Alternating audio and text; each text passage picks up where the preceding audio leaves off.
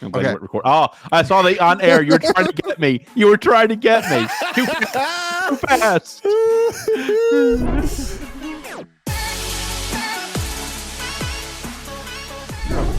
Whoa, whoa, whoa. Welcome to a special late night. May the zoo be with you after dark. Wow, Mitch, with your dark shirt, it looks really cool. Do that again for anybody who missed it. Yeah, it looks like your head's just like bobbing. All right, is it special? We always do this after dark now. Like every episode starts with like, oh, it's late. I'm tired. My name's George and I'm old. That's so hurtful. Oh, why are you so mean to me? You're right. You're right. Thank you. I'm sorry. You are beautiful and young. I feel youthful and young today. Thank beautiful, you. Young, and smart. All three of those things. Nah. Over 3 ain't bad. That's still passing. Oh, wait a minute. Welcome to the podcast, everyone. I am the only sober one in this podcast. Welcome to the world's largest whiskey, but thanks, George. Welcome to the world's best podcast, everyone. As George says. I am very happy. Shout out to Josh. You heard it here first. Continue, Louie. Yeah, so welcome to the podcast. Today we have a spicy episode. We're going to talk about The Calling, and then we're going to talk about this massive... No. Okay, go ahead. You were setting this up all wrong. This is going to be a somewhat more serious podcast, because this is actually like somewhat complex thing that's happening with Watsy. Nothing's complex about this. This is a somewhat complex proposal by Watsy. Case closed. And listen, like this can change the landscape of TCGs pretty drastically. Yeah. So this will not be a spicy podcast, I don't think. This will be a hopefully enlightening podcast, though. We learned more about I read a 100-page document. This is going to be had to learn to read to do that. Somebody left a comment. Somebody left a comment in the last episode that was like, this is the most informative podcast ever. This one is going to be informative. Yeah, I actually think it will be. Yeah. And then, of course, but don't worry. There will always be time for the Metazoo Minute. Of course. Always. Of course. Always. No Metazoo, no George. Nobody carry the podcast. I would pay for an episode. You know what we've never George. done? Should we do an episode of this without George? Let's do it. Let's see how it turns out. Yeah, I can tell you how it'll turn out. Nobody wants that. Nobody wants George, it. Nobody wants it. Well, we would lose all the George's Go comments. Maybe we get more. I don't know. They would get hashtag free George. Yeah. I mean, George, wouldn't you like a break every once in a while from just carrying so hard? Like, doesn't your back hurt? Okay, can we hop in? Because we're going to have a long podcast today if we don't just hop in. All right. So The Calling, let's talk about a couple quick things about it. Part I don't want to be one, long on it. 2,121 people at The Calling. At SGCCon. Caveat. At The Calling. Negatory. You were right, George. You said there were going to be 2,000 people there. There were 2,000 people there. So confirmed. I know I was talking about New Jersey, but didn't I say like 400 when I was really thinking about Indianapolis? Like it was like I love the picture. Let me pop up Pete's picture here. I love the look at that. That's a lot of people playing TCGs. Let's just do a round of applause for SGC. Wait, big props. SCG. I keep saying SGC, which is the grading company. Sorry, Star City Games. The Scoopy is that SCG is going to run all of the Fab events from here on. Yes, that has been the rumor. That was the rumor that I heard from everyone there. See ya, China Fireball. Star City Games took Card Shop Live's spot, and there's no more Card Shop Live. They're still Channel Fireball, aren't they? No, yeah, Channel Fireball. It's just Card Shop Live now. Just pumping out $120 pre-orders. No, just pumping out $120 boxes of Everfest with a free. How many beers did you drink before starting this podcast? I'm not even one in. Good Lord. How are you this long 5 minutes in? No, I'm just saying that they're basically non-existent. It's just channel. It's just literally, except for the events, which is the thing we're talking about. What events have they done this year? They're going to do magic events. They're going to do one. They're going to do their magic event. They have not announced. I have not heard them announce a single event. Okay, can we focus on the one that we're talking about? Okay, SGC Con, SCG Con. There's all these companies, man. It's ridiculous. Star City Games Con, great job.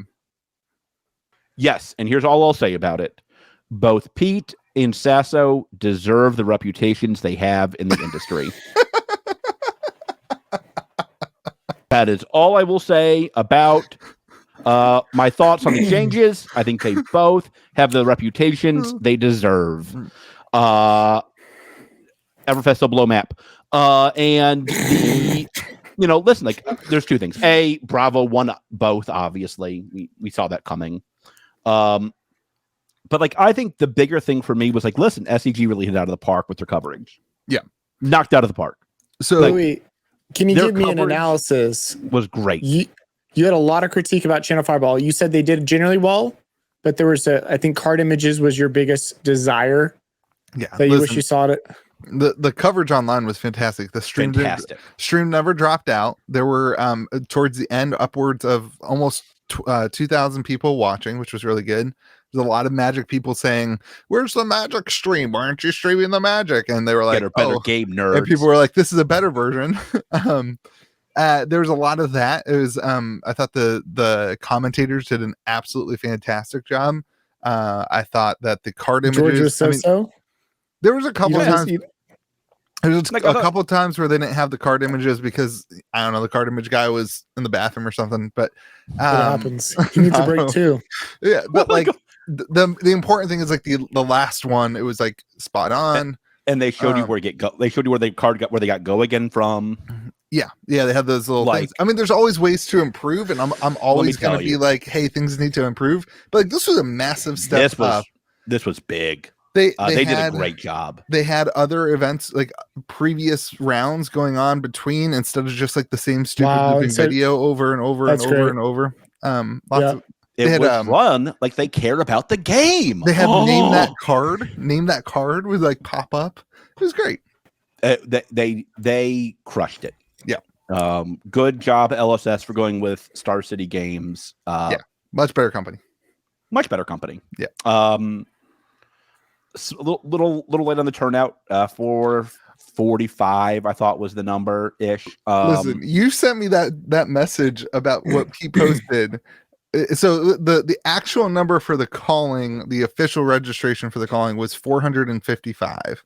Right. That's not for that. That's for all. That was for the main event. The main event. That's for the main event, which is, I mean, that sounds about right. Yeah, and I you sent me that number. You sent us that message from Pete that said there were 2,100 at the convention, which is opposite of what I heard from people at the convention that said it was 50-50 Fab and Magic. Then I called the people who quote unquote lied to me. I said, "Hey, liar, what the hell?" And their response was, "Oh, I don't know."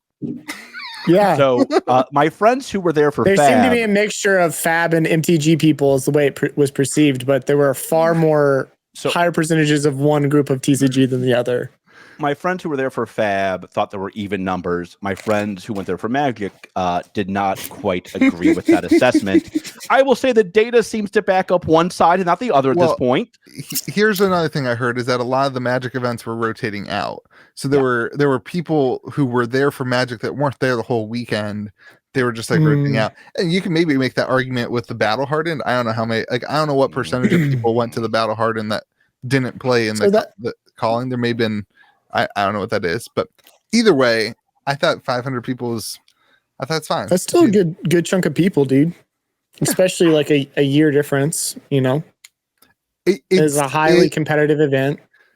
It says to me what I think I have anticipated about Flesh and Blood over this year based on YouTube analytics, people coming and going from the Patreon, all that stuff. Like Fab is like stagnantly moving sideways at this point, which is honestly like, I think that's what is happening as a result of like increased growth in the beginning. Like we had this huge skyrocket and like now we're kind of where we are and it's going to be slow growing from here. I don't really know. No way. 10,000 people at Pro Tour. Make me right, James White. Let's do it, baby. Like I don't know. I don't want to be negative about it. It's not a bad thing. I mean, it's great that 400 people showed up to play at a highly competitive event. I mean, we had some international players there. You know, and we I had forget some Kiwis. Who won, the United States or was it somebody else? I don't remember. I don't remember exactly what nationality took it home And for the I was land just of the proud- free and and the I was just home proud my of the boy brave. Zach Bunn held on, dude. That guy was in there. Zach Bunn was just going. He make top 8? He did make the top 8, right? He made top 10. He was like always on like the leaderboard. So That must he suck. didn't make top 8. Making top 10 must be like if you're 9 or 10, I'd much rather be like 50th. Well, Right. you're I like mean, 500, sure. so don't worry.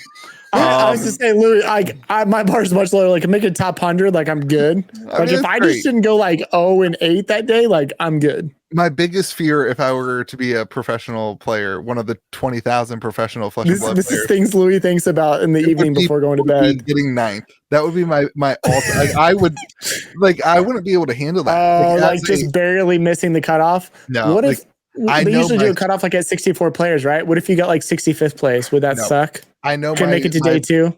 I know my barrier of being able to handle things. That's beyond that. I couldn't do it. I'd be So Louis angry. would turn into the Magic the Gathering player that has that, quintessential video of him flipping a table. That'd be Louis just doing every top 8 player table. No, it's more like I would just quit. Like I would just be done. I'd be like, so "No, you like, just sell your cards. So you would actually sell your whole collection, not just part of it. Wow. wow. Who bought a card from you this week? George, You give him the did. line. You've been saying it to me on the phone. One of us. He One of sells us. his cards and then buys more. Yeah. Like, Yeah. what is I this love guy trading doing? game. I just sold a 9.5 Grasply Arknight and then I saw that. Again, bought 2 Grasply Arknights. He's like, this is what you do. You grade them and then you just buy 2 more and then you're Yeah. fine. What are you guys doing? Mark of the Beast? Yeah. You're the Mark of the Beast. Remember, you opened like 12 of these that one day. Yeah. You just kept opening Mark of the Beast on our Monarch stream. Yeah, I mean, I thought the event was So- fine. I mean, Starvo, 4 of the top 8, 3 Yeah. of the top 4, Yeah. and then 25%. won both the events. Was He's at 25%? 830 points right now, isn't he? Yeah. Was 20%, 25% of the meta, 50% of the top 8, and 100% of the wins. So like that scales well. But it doesn't matter because he's gonna be living legend status. And I was like, do they do anything or do they just let him status it out now? I don't know. This might cause some heartburn. Is my gut. I don't know, man. I have no answers. If And it I wasn't were- such like an expensive deck, I wouldn't be so sour about it. Can you If I imagine were- just like brand new and people are like, hey, what's a good deck? Like, oh, Starvo, you should try it out. Completely different way a deck plays out than like the standard meta. Like, listen, the I don't think there would be an issue if it wasn't the shape of the set. And like I was watching another YouTuber and they opened a Starvo and they were like super excited about it. And I was like, isn't like only like 160 right now too? I was like, wow. How dare you? That can get bought out any day now, and buyouts always work. You should know that. Bought out to 275 and I got like hammered. I got so criticized for saying that the price was 250 the week that it got bought out to 275 because like there was only like a couple sold. Like, I think It's $100 less than that now, right? somebody had just listed it and I was like, guys, be careful buying this card. And like 4 messages on Facebook from a certain crew. Like 4 messages on Facebook, like, why are you trying to FUD the market? And I was like, They get it. I know. They get it. it's like, be careful, everyone, because this is No. Can we just have like Louis King of FUD every time like Louis comes on the channel? We need to all have nicknames. What's George? I'm not the king of FUD for the record. I know. I don't want to hurt your feelings. I'm just, I it'd be don't funny wanna to hurt have your it. You Okay. should just lean into it is all I'm So- saying, Louis. That is Star City Game Con. Trying to think of anything else there was. I mean, like No, I'm overall, curious, It George. seems like it was a stellar event. I I'm would have curious. loved to have been there. George, I'm curious. What do you think that they should do? what do I think? Do about you- you are- Starvo. You have hair and it's lusciously long and beautiful. You are James White. What do you do? I would. I don't know if he can. Man, He knows how to. I'd have play tested. I'll be honest. I'd either nerf it hard or ban it. This isn't Before good. Living Legend? Before Living Legend. I would, because like here's the problem. Why Or did what? we do it with Briar? Why did we do it with Chain? Only to watch somebody that's even more dominant come because up. it's happening in a and shorter watch it period of happen. time. It's happened in a much shorter period of time. That's my point. It's been it became more dominant quicker. Yeah. Like, right. if you're But gonna there's not nerf as- Briar, you gotta nerf this. I don't. Yeah. I don't think they have time. I don't. They're I having mean, an announcement in like next by week. April 10th. By April 10th, it's done. Yeah, I guess I'd be curious to hear what's the announcement y'all think we're going to hear next week. Okay, I'll put my wait. numbers. You think it's going to be card? I think they're gonna do erratas? some. I think Yeah, they're going to do some more. I think they're going to errata it, and I'm going to be sad, and I'm not going to talk about it because I'm tired of talking about stuff. For the record, it's Tuesday night. I almost guarantee you we get print run numbers before this episode posts. You think so? That'd be great. Yeah. Mon to 1K. By the time this episode posts, you heard it from Louis first. Hey, I'm on Mon. Louis. Mon to 1K. Mon's going. 1K. Yeah. Yeah. think I it's love a that 1K Rudy. case? Have you guys noticed how much Rudy uses the 1K thing now? Like he never I said love it. anything. He never said I anything love it. was going to be 1K until now. Now he's I love it. Rudy and I are like, we get it. We both are hairy. We are both primal. We both love Taco Bell. Listen, okay, back to Bravo. My love language is quesadillas. Hey, I don't George, think do you they like can do anything chorizo? about it. Mhm. I made a cheesy chorizo quesadilla last night, and it was chef's kiss. I don't think they Go can ahead. do it. Go ahead. I don't- think you just let it die, right? Like you just let it burn and die as a dumpster fire. I think It's if you- already on fire. Just send it down the street. It'll be fine. I think it's too Well, close. we have a new king of Pud. That was clear. Louis lost his nickname. Welcome Nick to the party. Hey, I'll lean into it. It's I'll too lean into close it. to the Pro Tour. Isn't it? That's my point. Like, just let the Pro Tour take care of it. Don't touch cards and errata things that are touching anything else. Like, why? Like Pro Tour is May 3rd, so you're gonna have 5 weeks between the ban. I mean, that's a decent amount of time to play test. What was It's the point of 25%. There's only the point of 25% of the Pro people who have to figure out what to do. There's still the rest of everybody else. And you even said last week you felt like you heard. I don't know the sum of people, but you heard that some people just lean into Starvo to play it to get their ticket and to move on. Yeah. And now they're practicing the deck that they actually want to play. So what's the play? You just completely shift up the meta, and then the idea is, hey, good players are able to show up to Pro Tour, and it doesn't matter that there's no play testing. Basically, no, not from LSS, but like no play testing for the. There's for the 5 final weeks of event. play testing. You can Yeah, but grind it's the also gauntlet for skirmish. 5 The weeks. problem is it's skirmish season. The skirmish is That's That's the problem. that's not going to be helping you. Well, I wonder if do you think it'll negatively? So we have a hypothesis. At least I'm going to put the we here. Y'all feel free to tell me it's not a we. It's just me and the King of FUD over here. That a lot of the current play is competitive play, not casual play. I feel skirmish is more on the casual level with some like a competitive spin. But like, do Blitz you is think not that we'll see it? Right. That's what I'm saying. It's too swingy, right? Like it really has to do with hand draw in those first like few hands. But that being said, do you feel like there'll be a lot of highly competitive players playing skirmish, or you think it'll be more the casual crowd? It'll be And then everybody. those who are in the Pro Tour are just going to like No. grind their decks and do the gauntlet No, and just get skirmish season. There's not that many people in the Pro Tour, right? How many people playing that? I don't know. I think 300, 400. Yeah, I mean, like, No, I think they're inviting 6. If I remember right. Don't hold me to that though.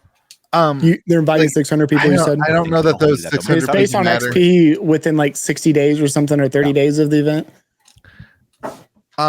There's another Somebody's gonna game. switch me I there. can't think about what the game was, but they used to release new sets like the week before the big event, basically, or like a month before the big Just event. You had completely nobody- demolishing it. because the idea was like, hey, high skilled players who are going to play at the Pro Tour will be the ones that create the decks and figure it out, and Right. it makes it more competitive. Like, we'll talk about the Metazoo 250K here at the end, but one of the things that Metazoo's looking to do, I think, is the idea that they pick different events, like what's it called, Blitz, where you have to build your deck in 30 minutes, basically. Like that's like a like deck building. Like there's not net decking because you don't know what the elements are going to be, and so then you have to build your deck. You have to actually know the card pool and know how to build a deck around that. Yeah, like there's a lot of elements of that kind of stuff. So anyway, it'll be interesting. I don't think they can do anything, honestly, but I think they will do something. I think they'll try. I'm curious to see what the impact that it has to that, though. If I were James White, I would just let it ride. I'd just be like, look, we did this. Like, it's a good thing you're not. How many times can you just like change Living Legend and be like, well, we're just like not going to let something get Living Legend because it's not how we intended it to be. And like, I mean, nothing's more Living Legend than Starvo. Like that guy has some straight up nightmares. As George says, drip. Yeah. Like, anyway, you should just let Fancy Pants just win it. Great event. Yeah. Really great event. It got better when a lot of people were watching too. People were there. I thought it was kind of not a great event when I heard there was 400 people or 500 people at Fab and 500 people at Magic. I was like, that doesn't seem like a major event. But when I saw 1,000 people, Louis. Yeah, 1,000 people. When I saw 2,100, I was like, okay, that's a good event. The marketing must have worked for it. So good job, Star City. Well done. I wonder if there was any. You think there was any crossover from the Magic players? No. Like we're like, huh? I don't think you can. No. I mean, I don't think you can. I think like, maybe two of them. Just like casually lurk and be like, hey, what's going on over there? I know as a fact there was a lot of people. Pete from MinMax Games, George's favorite person, sold decks. He sold like 50 starter decks. Wait, hold on, please. And great sponsor to the channel and this podcast. Continue, Louis. Oh, is he actually paying us money now? Wait, what? No. Okay. I thought that was your job, George. Part 2, Hasbro stock to 1K. That's George's favorite quote. George has done a lot of research. We should let George do his little intro here for this. I'm sure he's been working on it all week. Welcome to Hasbro to 1K. So this week, basically an activist investor group sent out a 100-page document called about actually 100 pages, not being sarcastic. No, it was actually 100 pages, and it was basically a call to action. And this is pretty standard fare. As somebody who went to law school and focused in mergers and acquisitions, we've read 100 of these, and this was pretty standard. But I will say that this was, I'll be honest, this one was very compelling, I thought. This one changed my opinion on the situation pretty drastically. And so let's go over what they're calling for, why they're calling for it, and how this could end, and some larger facts about Magic and the TCG space, which I thought this was absolutely fascinating. Yeah, the more I read this, the more I was like, oh God, the TCG space is much different than I thought it was. And the more I read this, I was like, oh gosh, like Magic is way bigger than I thought it was. Magic is massive. Well, yeah, but like it's also bigger than that. I know a couple weeks ago, we were like, oh, look, do you think the Flesh and Blood people forced them to have their competitive tour back? No, it was actually this group. This group actually is the one that forced them to have their competitive play back. As a really good-looking guy suspected, it was not competition. So the biggest thing I learned right off the bat is that Hasbro has a dividend. I didn't know that. 3% dividend, almost. Wow. This is nothing here is financial advice or predictions. This is don't trust anything George says. And thoughts. I'm buying Hasbro stock. Look, this article, this thing says path to 100% plus upside. And so I am guaranteeing myself to double my money. Is that how this works? And yeah, this it's like a bunch of idiots. It's like a TCG Kickstarter. It's just like free money. Okay, this is Wizards. This is my Wizards. God, I will kill both of you where you stand. This is Wizards' version of a Kickstarter. They are arguing that the multiple is wrong on the stock.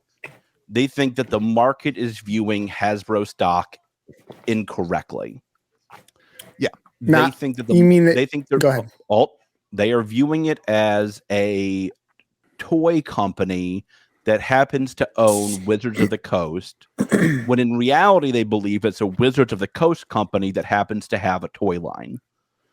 And this is important for a few big things. First, the margins on cardboard are remarkably higher than toys.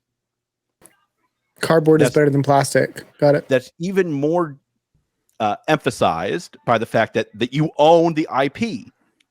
One of the things that really peeved them off was the activist group is Hasbro spent a lot of money on Teenage Mutant Ninja Turtles. They spent $524 million on it to return $20 million the next year. And like this, clearly they thought that was a mistake. They called it value destructive. And listen, that seems to be hard to argue. George, are you looking at it right now on page 5? I'm not, but you can go ahead. On page 5, there's a graph that is EBITDA mix. The EBITDA. Yeah, is that so? It has 43% consumer, 12% entertainment, and 46% Wizard of the Coast. Is that saying that 46% of Hasbro's earnings come from Wizards of the Coast? Of real earnings, yeah. Okay.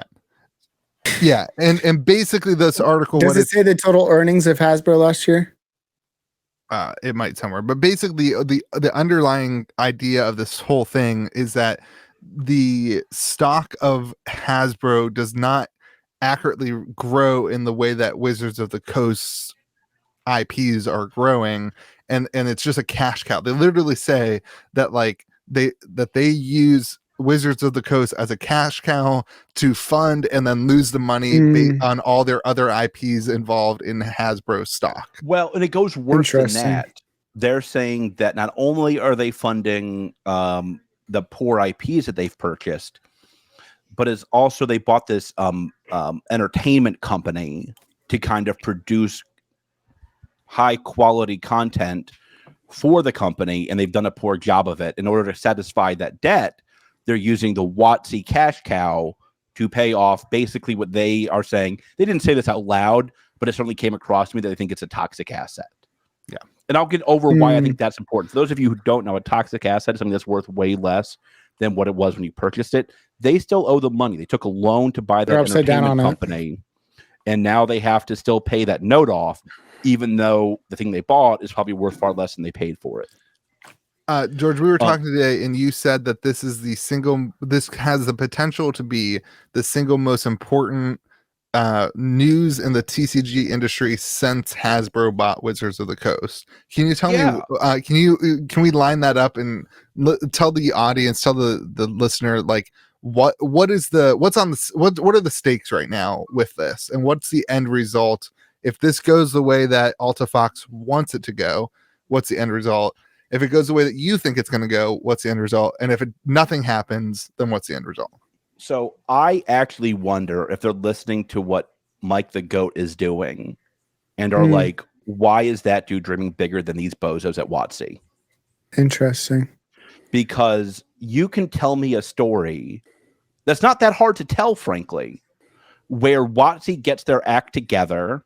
They start to pump out a lot. They already started this year with a better paper product, but you can tell me a story where they start doing a better, a TV show or a movie that people actually want to see, an actual video game based around characters. You can see them leaning into their IP, which is what Hasbro is supposed to be good at, but has failed at, in my opinion, and in the opinion of this company, of this group as well. If WotC were to do that, either as part of Hasbro or as a spinoff of Hasbro, you would see them, I think, really kind of put their throat on the neck of a lot of these newer games. And listen, there's no reason to think that that's not possible. I think it's a bigger threat for. I'm not sure how big of a threat it is for Metazoo, who seems to be going after Pokemon, which we'll talk about in a minute. But I think everybody else is like, they need to take notice. Like, this is a really big deal. It also would give them an incredible amount of cash that they can spend on marketing, events, etc., because they would presumably spin off and maybe even have a secondary offering to bring in just an incredible amount of money, billions of dollars. Because Wizards has been so successful that spinning off Wizards of the Coast from Hasbro to its own company, which is the ultimate idea here, right? That would allow Wizards of the Coast to funnel the money. Maybe some of that goes to Hasbro, but a lot of it goes back into making Wizards of the Coast a better company. If they're spun off, it would all go to Wizards by unless there's some agreement written before or after the fact, Right. if Wizards is its own company and they do a secondary raise through a secondary offering, that money would necessarily stay with Wizards unless there's a contract or a reason for it not to, which again, I'm going to get into how I think this could end. Okay. Continue. Right. I just wanted to give people some context. I also want to say, George doesn't always take notes for our podcast. George, you've taken notes for this one. I love it, dude. He's ready. This is great. This is my jam. This is what I do all day. So, I know. I love seeing him get into it. This and play StarCraft 2. That's it. That's all I do. Raise money for ALS. That's all I do. So this says here that WotC has long growth runway. And here's what that means to those of you who are like reading the document or a little bit lost. That means they think Hasbro has absolutely pooped the bed and has not done to WotC what they need to do to have the even tolerable levels of growth. Right. And I'll be honest, I did not believe that until this document. That was in their summary. I was like, oh, everybody always says that in all of these documents. Yeah, but now they have proof. And they're like, here, look at all the pudding. And that's literally what they say, too. They literally say that the company narrative, flaws in the company narrative, has been like downplaying what's actually happening with Magic and Dungeons and Dragons. And it was really cool. I actually watched the Dungeons and Dragons YouTube channel about this. And like the Dungeons and Dragons community is doing the same thing the Magic community is doing and being like, this is stupid. We're tired of this. Like, it's interesting. We should also mention that Rudy is aiding this company. It's an important thing. Is that official? It's official. If you are a Rudy patron, you would know it. I'm not a Rudy patron. It's not official to me yet. Yeah. You know, it's funny. You would never be a patron for Rudy, would you? Not because you don't like Rudy, but because you hate Patreon. Yeah. I'm not a patron of anybody. I don't get it. I do not understand it. Only fans. Yeah. If Rudy wants to show some skin, I'll watch. So let's go over a couple things here that stood out to me. I'm just going to go in order of the document of things that were interesting to me, if that's okay with people.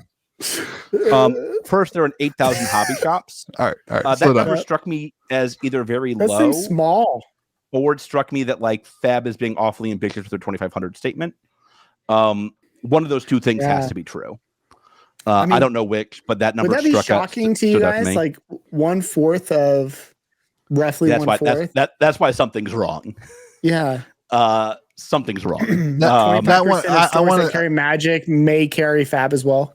That would not surprise. That does not shock me. That one didn't shock me. That's worldwide. Yeah, what shocked me was the number of worldwide. Players. That does not seem right. We're gonna get there in a minute. Okay. The next thing that really stood out to me, and this is something that nobody else has talked about that I'm aware of yet, their growth has been really uneven. Mm-hmm. And this caught me completely off guard. Hasbro's growth? WotC. Yeah. They have only had 2 periods of major boom. One in 2012 and 2013, and one that started in 2019 and continues to present. Every other year other than that, they either declined or grew in single digits. So this tells me that like this is a little bit more complicated than this group wants me to think about, which is why they say they have a CAGR, which is a growth rate average, cost average growth rate of 13% for 10 years. That doesn't tell the full story, in my opinion. That doesn't pass. How hilly was that 13 years? Yeah, I mean that doesn't pass.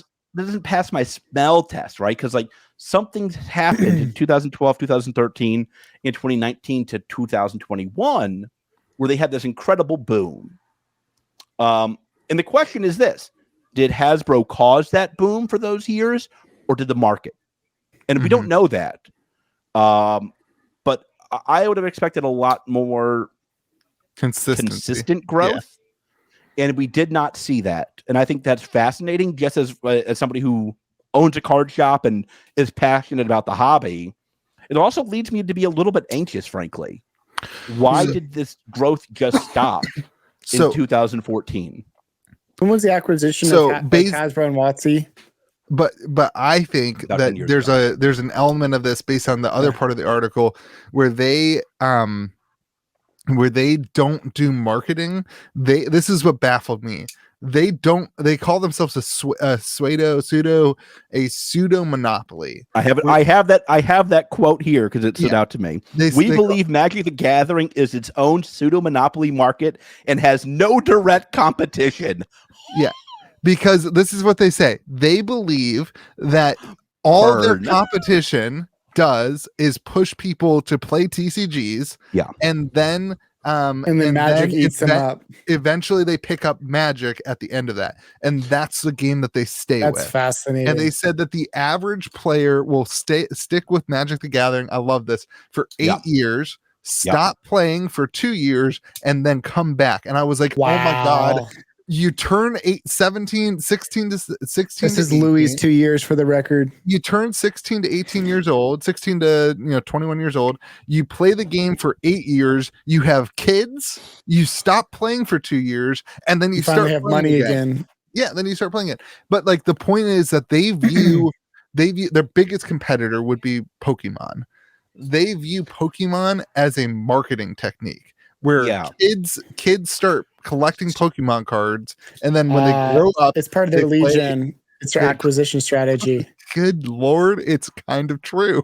It actually is. Here's where I think they might have. Here's where I'm not sure they nailed it though. They also said the same thing was true for Yu-Gi-Oh, and I think that's a little bit more dubious to me. So okay, so they say Yu-Gi-Oh is definitely more niche because of the gameplay and the style of the game. And this is where what they say 50 million people have played Magic the Gathering, and that their current player base is 10 million. 10 million total. What is Yu-Gi-Oh? Is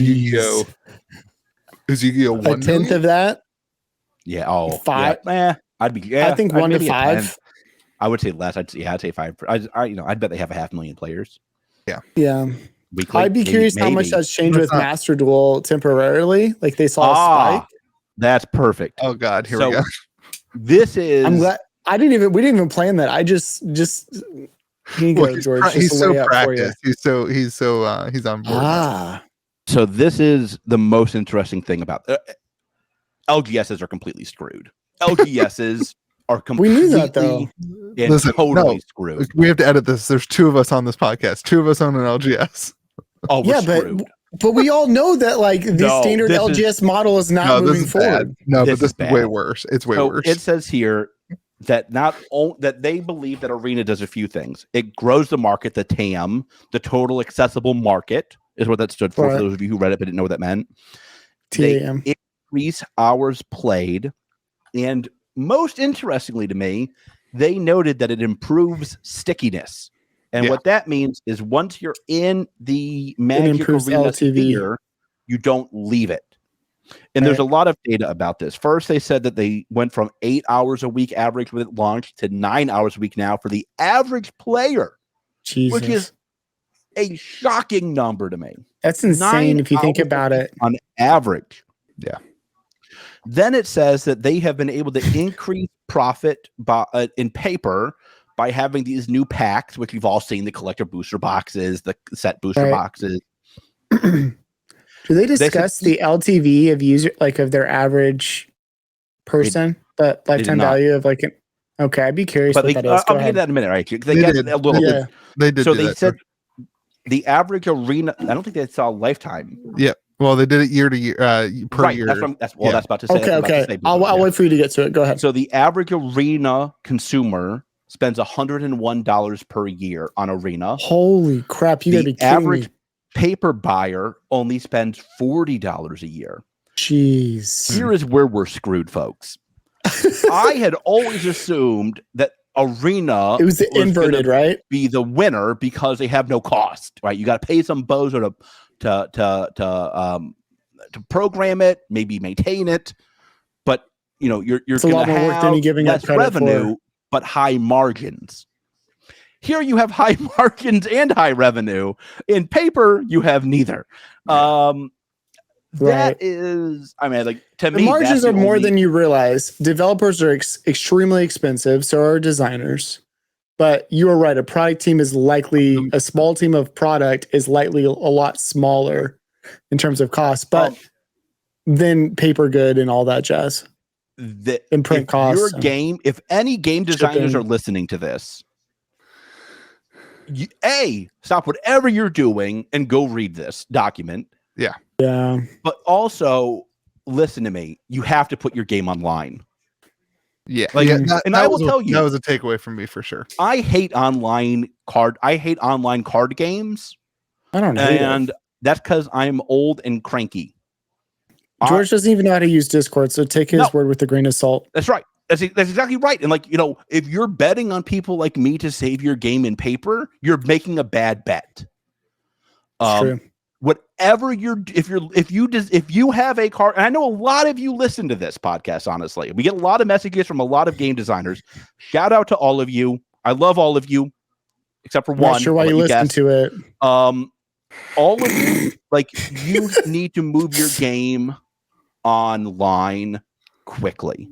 Like, this was people vastly preferred playing online. I mean, playing mobile gaming. Here's why. This is important. Here's why. Because it allows somebody to continue.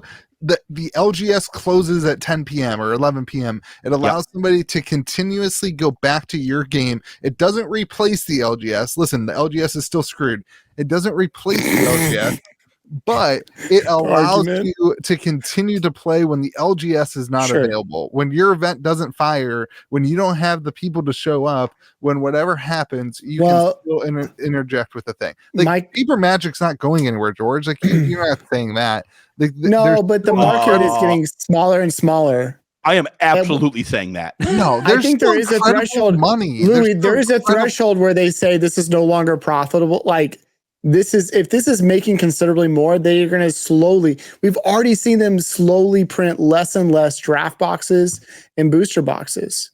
No, you guys are crazy. Listen, the I'm not saying it's going to happen tomorrow, but like, it's like, okay, by the time our kids are our age, do you think that Magic will still be in paper? Mm-hmm. Do you think Little Monarch is going to be playing Magic in paper? Thank you. Yes, no. I do. No. Because listen, you know why? Because Louis will be still playing his commander deck because he's too cheap to buy new cards. He's going to play the same commander deck he's playing today with Little Monarch. Listen, you can't replace it. You cannot replace in-person interaction. You realize I work in digital products. You can replace it. You can't. I'm not saying it replaces the same feeling or the same emotion that we invoked, but as a human race, you're missing, Louis, is I think, like, listen, like, this was I'm trying to be more serious this podcast. This was a jarring document because it showed me that the future of LGSs are really their days are numbered. Okay, and so the model needs to change to be different, like oriented in different ways. Like, listen, like, I have an esport arena in my LGS. You're not just doing why I have that in a minute when I get to multiples, but like, I think like when you have 60-70% less LGSs, where are these people going to play? I think it's going to be online. I do. I'm not saying it's a better experience either. I actually would much rather play in person than to play online. Or on, like, even webcam, seeing a person's face and talking to them versus like that. And they talk about that, how they want you to add chat features to Arena. They want you to add fake. They want you to add they have it in League, and now they're talking about removing it from League, which is, I know, a video game, but I don't see a digital TCG being much different than a video game. They're actually talking about League. All chat, they're removing it because of the toxicity between opposing teammates. So, or they've played with that feature. Right. So, all in all, it's a hard thing. Paper Magic is still highly profitable. It's still a highly profitable aspect of their business, and getting rid of it makes no sense. In addition, that you cannot replace that element for a good, huge source of your people. For sure. And I would say that Arena the pinnacle of graduating from Arena is graduating into actually going and playing Paper Magic. at your LGS or wherever, like there is a huge element of that will not go anywhere. Secondly, clear, I would the just like to document- remind you that West Virginia is 20 years behind the rest of the country in almost every demographic in every area. So when Little Monarch turns 20, we will just now be getting all this stuff. So it'll be fine. You're not going to move from West go- Virginia and actually take her to a modern civilization? No. So No, bro, let me we can first get out. that, like, Hipster! You hipster! Go on ahead. your first Sorry, point, George. the article seems to disagree in that they go from paper to online. You actually graduate to online, and also like their other big idea, Which makes sense, actually. yeah, their other big idea was like you can make online a lot more competitive, and Yeah. you can do these things like subscription services, and you can do these kind of national championships and international. Man, that monthly very recurring easily. revenue sounds really tasty, George, You know, for revenues. Yeah, I mean it's like twice a week you can have an international competition, and like, I mean, I tend to think like this is the future. So right now, Louis, do you have any kind of, for your patrons, they pay a monthly recurring subscription through Patreon, and they get access to your monthly online. Yes, you're playing with physical cards, but online events. It's completely different. It's not, but I mean, it's different, but it's not completely different. You're paying a subscription to play in events online. Mm-hmm. Yes, you're playing with a camera. Yes, you're playing with physical cards. I get that. I prefer that experience. This Team is water, Covenant. by the way, folks. Go ahead. That's fine, George. You don't have to explain to us. We know that you have one. If that was alcohol, you'd be done after that. So we all know that. That's true. I appreciate you being responsible for the podcast. Additionally, have y'all looked at like gross sales, just revenue for online games? More specifically, mobile games. Through the roof. So like, But I mean, it's absolutely insane the amount of revenue that you can make off of accessibility through a mobile platform. Yeah, so listen, I think we're in the weeds here a little bit. I think I'm going in circles. Like I disagree a little bit, but I think I get your point. I tend to think paper will become less profitable as more people shift to online. But like time will tell, and I don't think it really matters, frankly, for their arguments. Last thing I'll say about it, because I know we are in the weeds, but is that I think LGS will survive after this in a much different way. There will be people who don't want to play on a thing and they want to play games in paper. Sure. And they will go and find places to play. Those LGSs will have to adjust their way that they make money. If the only place that you can play Magic the Gathering in paper is an hour away and you have to pay $30 to play and you care about it enough, you'll go do that. And that LGS can make $30 per head to support what they're doing. So anyway, maybe we buy, as a retailer now, I buy digital packs and sell them online to make my money. Well, then Arena would not be making the money. Why would no, you open the packs and then you sell the singles out of the pack. I think like Pokemon has this figured out where they get the code in the pack. Yeah. I think that's how Metazoo They is have trying that to do lead it too. And I think that's the Mhm. best way you can both help the LGS, but also not kill your game by not going online. Yeah. Listen, this is like, for me, this was simple. The future was online. And when you say future, you're saying like, so you're decades. closing your store? You're Listen, thinking I think like that's, 10, this is 20 years scary for my future. store. Yeah. But you're not going to close it down tomorrow in the next 5 years. No, but like, probably. listen, I'm not one of these people who open the store because they're like, I love everything so much.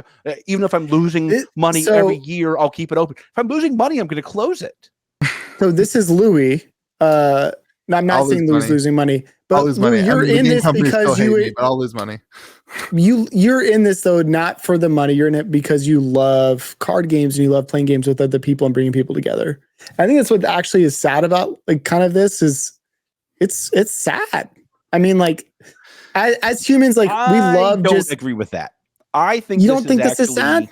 No. I don't think so. This gave me a lot more hope for Wizards than anything else. Well, no, you're saying it's not sad from a financial perspective, George, No. but it is sad from like human connection perspective. Now the only way it can connect is through playing online with words. Like there's a sadness to not playing in a tangible in front of another person in LGS. Some of my best memories. I have a game night that I play on a consistent basis because of guys I met in LGS. You can't do that from just playing online. Like, you can, but like it's just not the same. I go back to a Bozo and I's relationship, and I've only met him once, but we talk often. And I was shocked he showed up for that one time, to be honest. But like, I don't think meeting somebody in person is gonna be like, it says, oh my God, you actually exist. James White is my best friend and I've never met him. So like, I get it. I 100% agree. I agree that for a business that's moving that way, I think, Mitch, I do think it's sad. I think it's sad for a different reason though. I think it's sad because the competition can't do anything about it. Like what competition, like you're talking about. We won't tell Mike that he can't do it because if we do that, he'll have a chip on his shoulder and he'll do it. I think Mike has this figured out. I think, but you're saying other games like Weiss or Mike, like this document confirmed for me everything I thought about Mike my first meeting with him. Because this document basically lays out what Mike laid out a year and a half ago to me.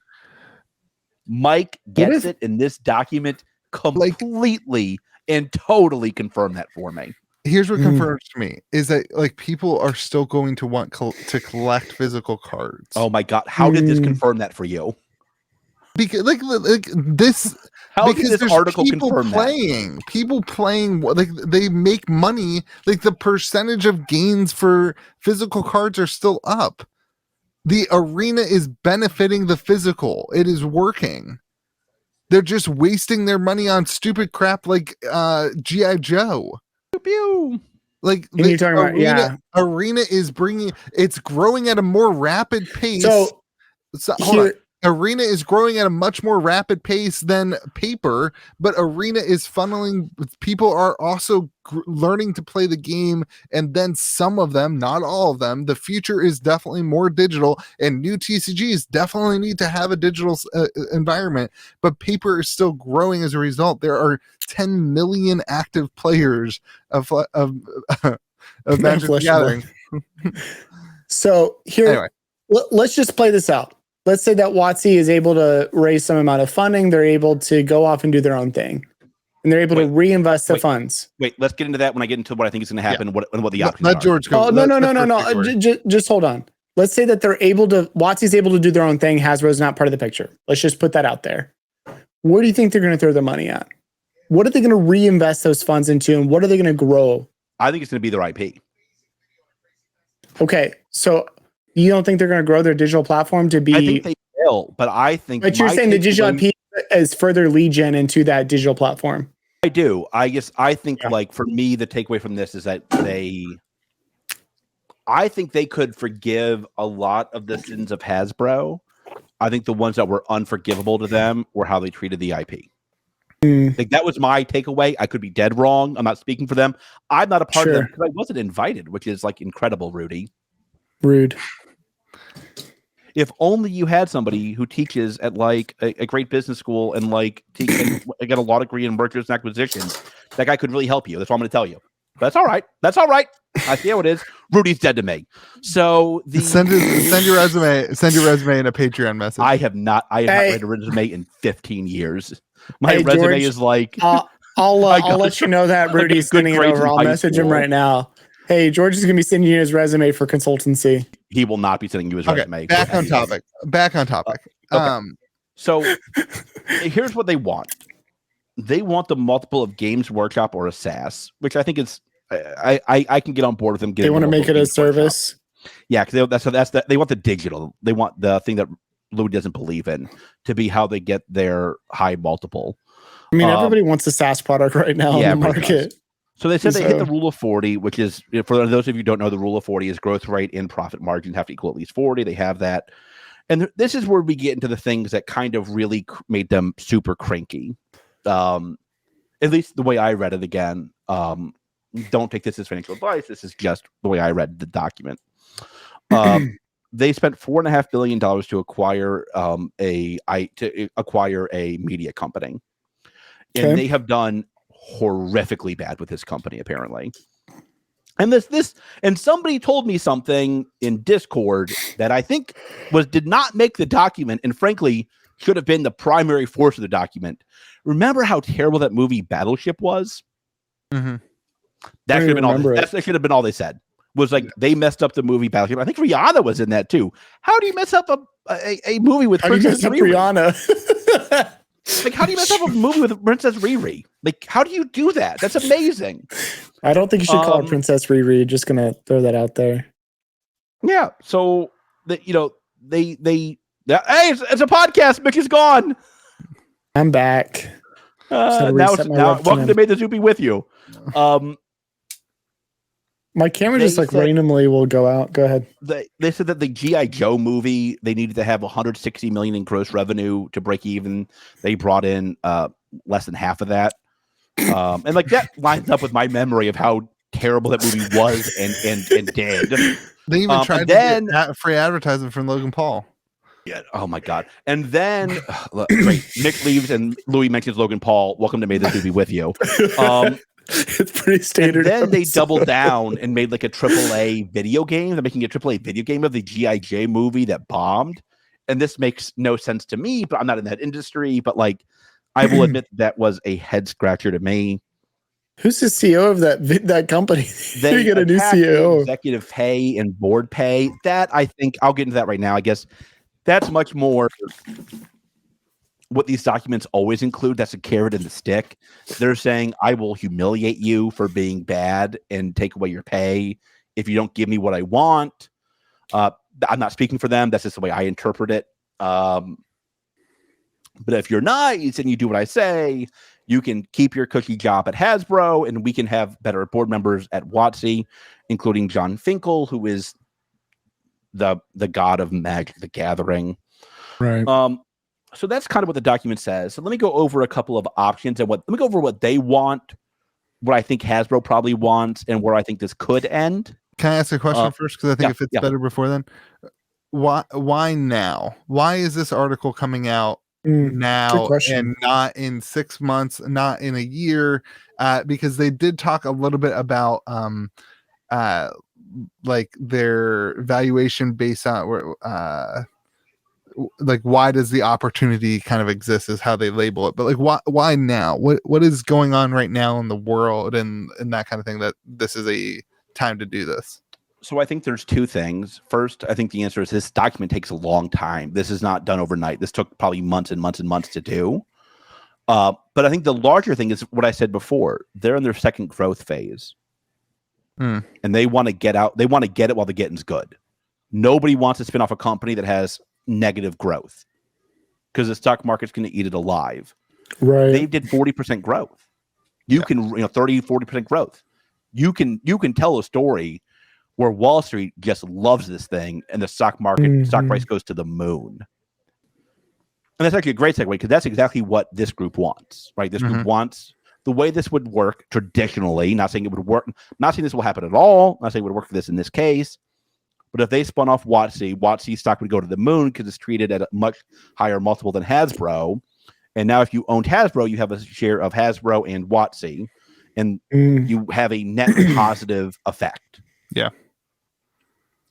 I think there's some problems with this, though, and I want to go over those right now. Here's their big problem that I think this group is going to run into. First, it seems like they don't have the manpower to get this done. They don't have the votes. Yeah, Rudy, who I don't think owned a lot of Hasbro. He doesn't have any vote on the board. I know. I'm team Rudy. I'm not. It's no surprise. So they got me. I'm gonna own like 7 shares. And like here's like the secret: 5 shares. I'm a bigger shareholder than Louis. $100. You need the directors of the institutional investors to have your back, and that's what this document is for. Us peons just get to read it. This is written for them. They care how institutional directors will vote because they're the ones that actually control who's on the board and how this goes. We just get the benefits of having people leak documents. That was a leaked doc too. I don't know. That's my gut. I don't think this is not something that you would share publicly. Somebody sent it to me. I thought it was just public. Yeah, you should. I should probably edit that part out, boo boo. Why? I don't care. Did you share it on screen with the podcast? Yeah, it's been on stream the whole time. Oh, Who cares? jeez. It's got to be We out there. care. I was No, gonna it's- link it. I was gonna link it in the comment section. It's not. What are they I gonna mean- do? I don't know.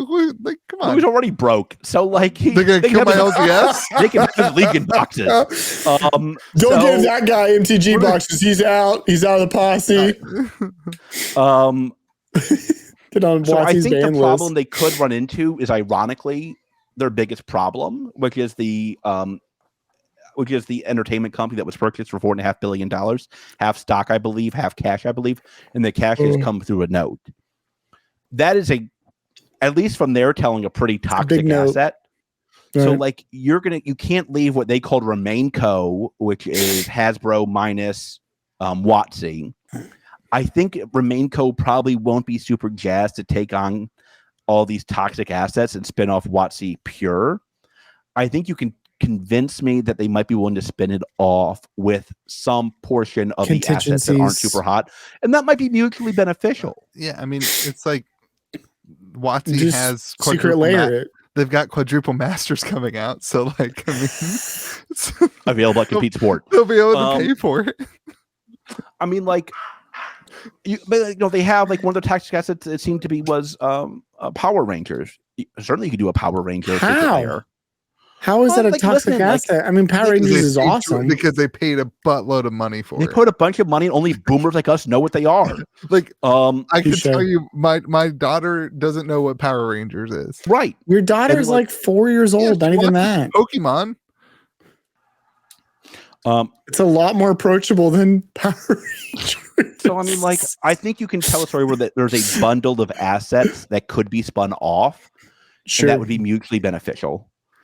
So what they this take group some of the toxic, Hasbro keeps them toxic, and then everybody's happy. Yeah. Well, And then but the only issue is Hasbro's weighed down by that. Yeah. The other key thing they said here, which I think is actually pretty smart, this is a good way to play it. They said Hasbro can continue to give a dividend because they're in low growth mode. And WotC would not give a dividend because they're in high growth mode. Mm-hmm. Sure. And that's very traditional for stocks, for those of you who don't know. And you can tell, like, one of the things that really frosted them was they lost Frozen toys and their stock cratered because of it. 7%. And the revenue, Frozen. And the revenue of Frozen toys wasn't even like close to. Yeah. Is that because Disney stepped in and said, sorry, we're just going to do these ourselves? Or Yeah. And like in this, you can tell they're like, what the heck? Like, we're being seen as a toy. They can tell that this, I think, highlighted to them that they're seen as a toy company that owns WotC, not a WotC company that owns Hasbro, which according to the revenues, it's really a lot more accurate. Yeah. Basically, I can't find it right now. I was going to put it up, but basically they were like, why did we lose 7% off of losing this asset that didn't bring us in nearly as much money as like the asset that rose 40% this year of Wizards of the Coast? Like, it doesn't make any sense, but the market reacted to it because you guys at Hasbro have done a poor job of explaining what Hasbro is. And if you would, and that, I think that is more realistic. When we're talking about what's the end goal here, like, sure, spinoff would be great for my 5 Hasbro stocks that I'm going to buy, but probably more realistically is that they get some board. Some people from this group from AltaFox get added to the board or to the to the top line of the company. I think that's likely. I tend to think there could be I don't know. Like, I've never even heard of AltaFox. You could convince. Are they even well known? Yeah, I mean, like, they're in the collectible space. I mean, like, you could. Okay, so they're more niche. You could convince me there's a spin-off. Are they just a PE group or what? Yeah, I think they made a compelling case for a spin-off, in my opinion. Okay. It is fascinating though, because before all this documentation, before this discussion, I would have told you Hasbro's a toy company that owns WotC, right? I think we've all thought that. Like, so I always heard that they were getting ready to sell WotC, and that was my other key takeaway here. And like, I still think that could happen. Wait, could they sell it? But then they're just going to be a toy company. Sell it to AltaFox. Yeah, but a toy company makes zero money. No, they still make money. Okay. But their margins are, but they're just not going to be, they're going to be a slow growth company and continue to be a slow growth company. Yeah. I mean, I tend to think like I tend to think there's a ravenous mouse that like should at least make that phone call. You got a few million, you know. Yeah. I can disclose. I have a lot of Disney stock. You need to disclose that now. Well, I think do you want to tell Hasbro that too? Because I'm sure they'd like that after you took all their Frozen toys. Got the mouse joke. Yeah, right I think Mickey should look at this pretty seriously, and I think Mickey could. I don't think Disney would acquire WotC at all. Oh, D&D World? Are you kidding me? Oh my god, that'd be amazing. I mean, I guess they have been stretching out a little bit more into they've got the movie element. They've got the listen, that's how you fix this. Now, guys, hear me out. Pixar, WotC, movie. Huh? So I already. Can you imagine a Magic movie or a D&D movie with Pixar? Real talk, George. I sold my Disney stock to buy cold foils. I did not. sounds like an awful business decision. That was in 2020. Should I? Okay, so maybe back then it would have. So right before Disney Plus. I'm glad you're able to avoid that boom altogether. Good thinking. Gets you out of a lot of taxes. That's like saying you bought WotC before they had a digital platform. Yeah, that's fine. Oh, that's the other thing. Thanks for bringing that up. Like they in Fox's defense here, Hasbro has vastly underperformed the market. Incredibly underperformed the market in a way that should raise some eyebrows. And apparently hasn't. Yeah, that. Well, I think in the community it has for sure, right? I don't know. This really was jarring how badly they performed over the last decade. Just as an organization, regardless. Because you said WotC's only been with them for 2 years. When the stock market's boom. All right, I think we need to move on. I want to say this. It's a fascinating conversation. I'm enjoying this. This is not the last time you're going to hear this on the podcast. We are going to be talking about this quite often. And honestly, I think over the next 10 years, this document is going to be resourced for TCG finance and TCG growth rates and the size of the trading card game world, because we learned a ton of information as a result of this. This was the most this was by far the most people have learned about the actual finances of WotC ever. Yeah. There've been a lot of videos where this has been going around, right? Yeah. Okay. Yeah, but also no, it's not. I don't know. It's not headlining, but people are talking about it. Yeah. Oh yeah. Is that document being shared more widely with others as well? Only by Louis. I mean, it got shared with me, so I'm sure it's going around to most people. I understand, but are most people sharing it on there? If it gets sent to me, I'm guessing that the majority of people. You might check with your source. This is on Tuesday. Just hey, source. I don't remember, so it's fine. What's going on? It doesn't matter. All right. Hopefully we got their blessing. If not, Louis the man you sue. He's the one that has no money.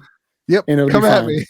Actually, I have no money either. You can sue me as well. I've got a lawyer friend. Slap it on the LLC. I've got a lawyer friend. I've met him once. Yeah, his name's George. Who's not a lawyer, might I add, who went to law school and must disclose he is not a lawyer. Continue. Wait, but he knows him. You told me I told you it was privileged. Oh, that's true. That's because I'm your doctor. Oh, gotcha. Did you stay at a Holiday Inn Express last night? Yeah.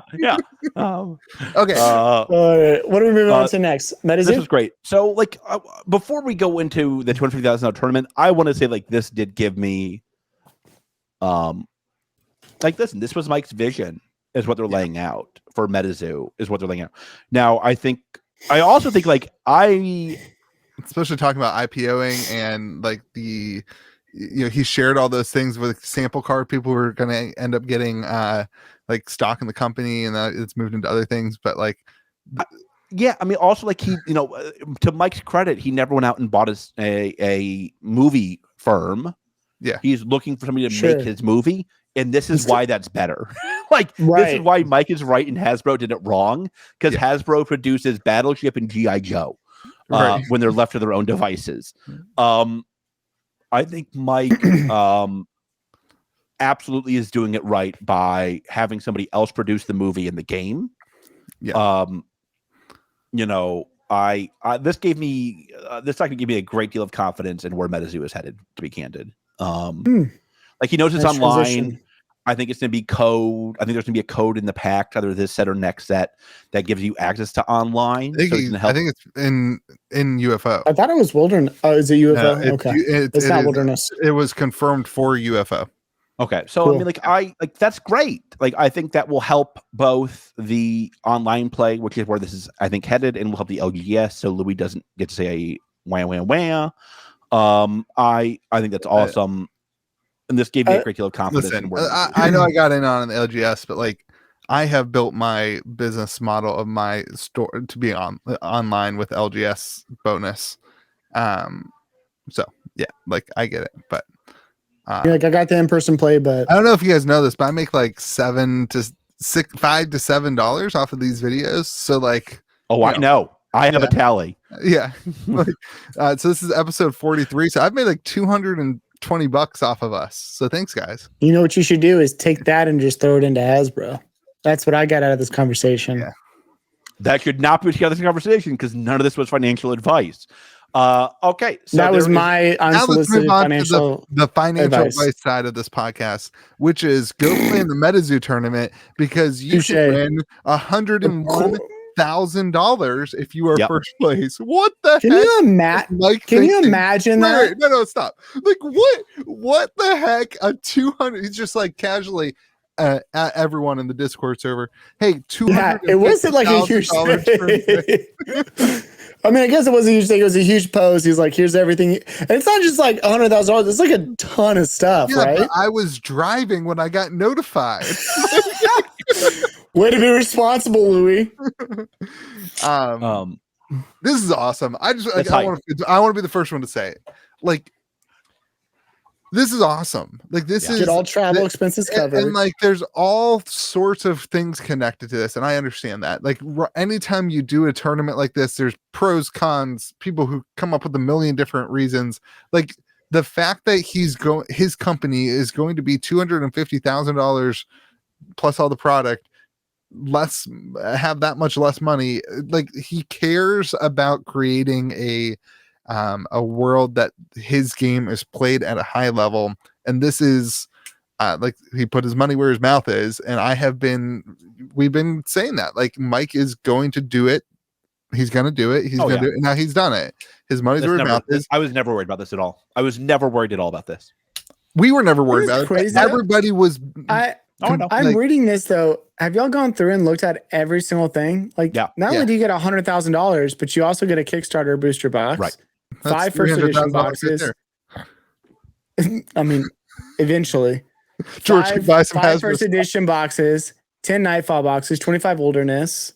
Like, it's insane. Have Kickstarter. And you get a winner hat and a jersey and a trophy. Like, and a card.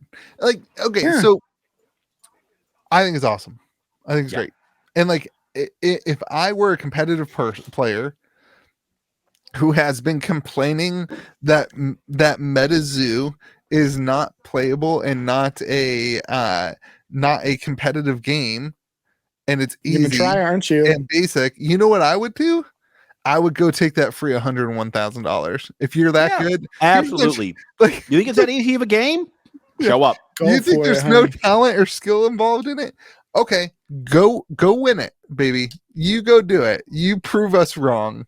And like, listen, we'll have you on the podcast when you do. That's fine. We won't have you on the podcast. I'm sure Louis will interview you. Oh, well, no, only if they win the Compete Sport one. Did you interview your own winner of your own ProQuest for the channel, Louis? Yeah. No, you did not. You're I lying. did at the end of my ProQuest video. It was like 2 minutes. Oh, not its own video though. You know what he said? Said? Bravo's busted.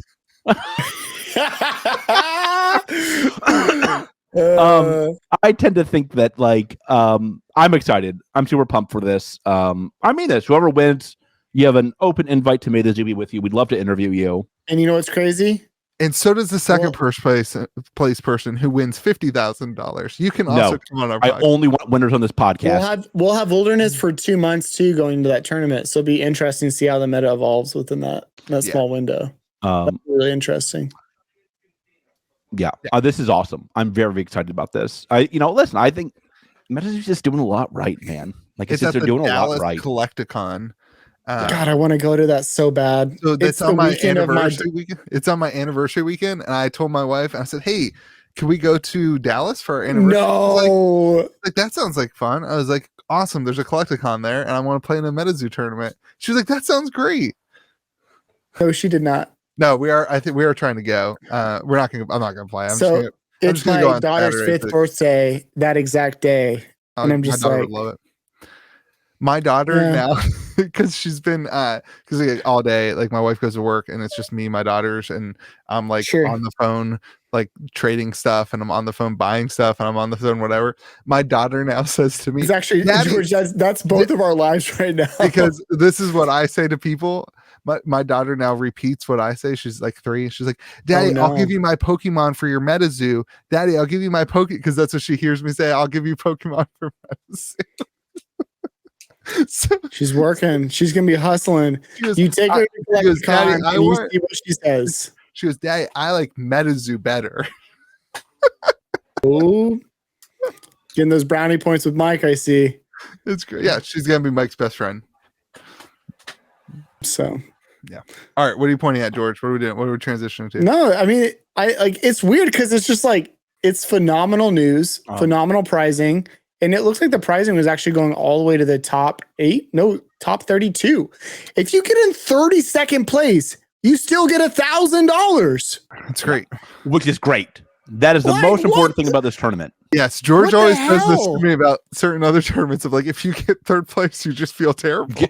Nothing felt worse. I won't name the name of the tournament, but at one of the other tournaments run by a different company, first place got $1,000. Second place got 2 boxes of Monarch Unlimited.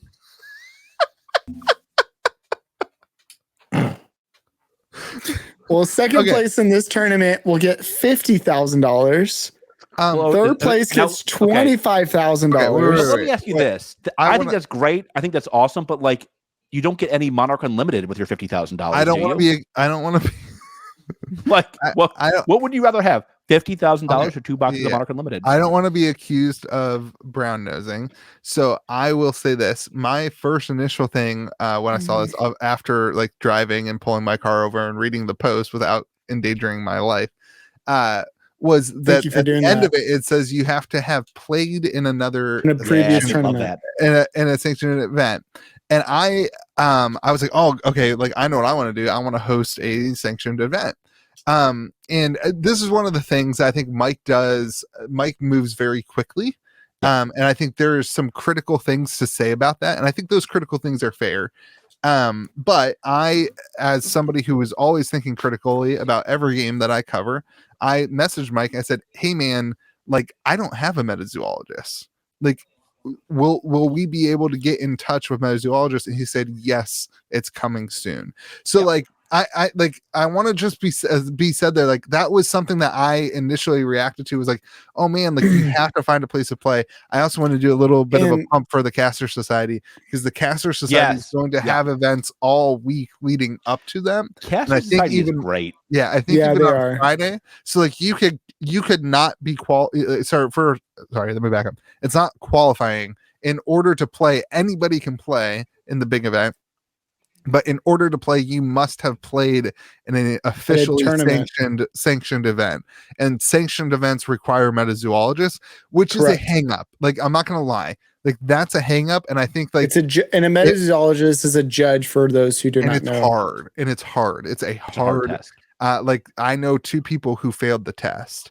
Like the 2 people that I would typically rely on both failed the test. So like, and they know the rules. It's just there's nuances that. Yeah, there's a lot to it. So like that was something I was critical for, but like I think you got to trust Mike that he's going to give us those ways of interacting with metazoologists. Trust the goat. So like, he had an answer, and like let's see, you know, hopefully he gets that out, because I do want to do an event. Like I do think it'd be fun to do an event for the region of Ohio. Event.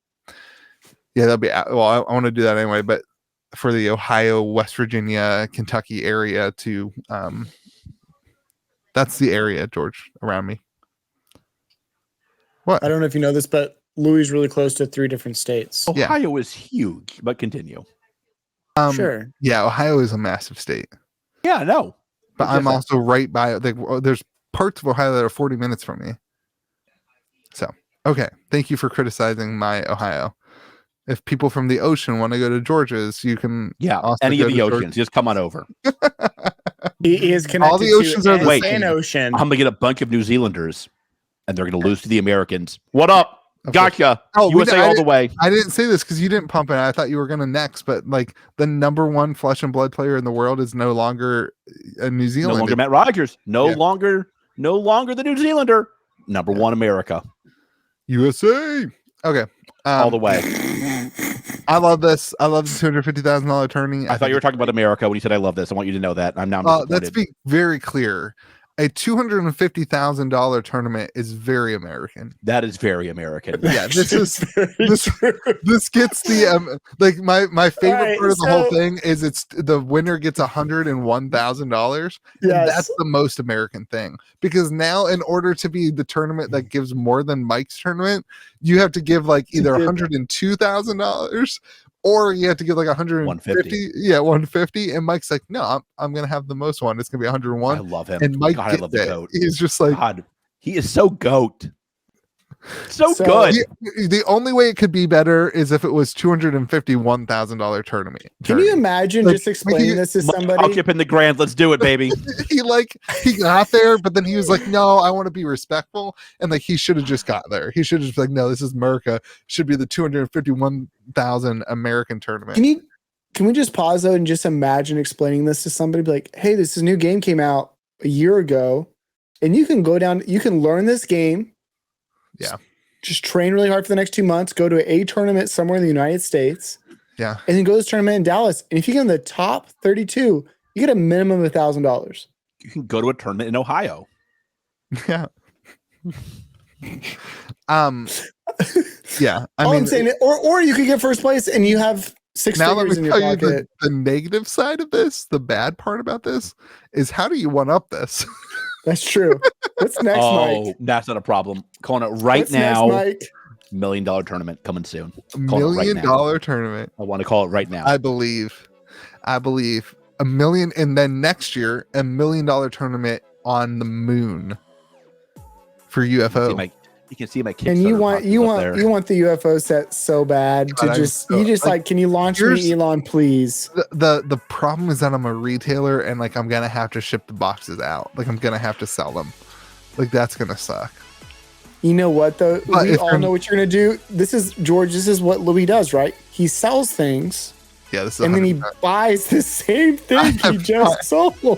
I have not made profit on Metazoo as a store because I'm like, no, like I have a moral obligation to sell my allocation because like the consumer needs, now like boxes are selling below MSRP. And then he goes and buys boxes from other places. Before it's like, no, my patrons deserve it at MSRP, and I got the volume to do it, and then I made lots of money, and then I bought like 6 cases of Nightfall at $180.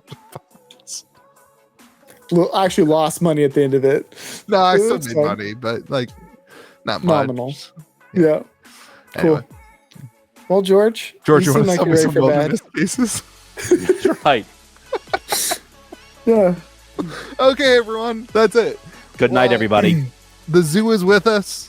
Zoo is with my pillow. Hit subscribe, hit the like button, punch George in the face. Don't break your screen. I don't know. You're always shaking your head at me. It drives me freaking nuts. But I know it does. I know it does. I know it does. That and the fun thing drive you crazy, and I love both of them. It really does. The fun really, I'm realizing hits a chord. It puts you in a category of a group of people that really believe that. So, all right, everyone. Hope you guys have a great day. Remember, be kind to the people around you, and may the zoo be with you. And also with you. Also with everybody. Night, Ruby. You're such a